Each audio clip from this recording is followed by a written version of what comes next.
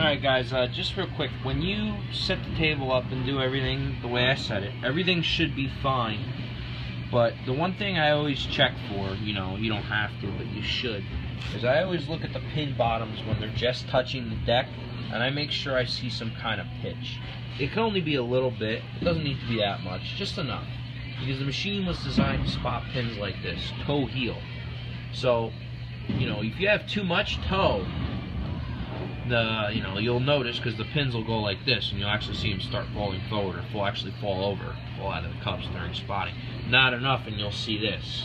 You'll see actually a shimmy or a wobble when it goes to spot, and when they spot flat, you could hear them spot, really loud. Now, if the machine does flat bottom a little bit, and it sets a good solid rack, and the cups pull away nicely, and everything's where it should be, don't even worry about it. Or even if it does spot with a lot of toe, it doesn't really matter how much toe you have, as long as it's enough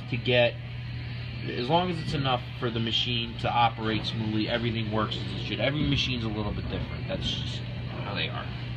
So just take note of that. I always like to check the pitch when you're spotting the pins with the cups. Watch how far forward or back you go, just to know how much toe you have or what you're going to do. And as long as you see just very slight tilt forward, that should be fine. Now, once again, as long as you set the adjustments up and everything's fine, you just basically, all you want to do is just, set the pin to where it's on spot.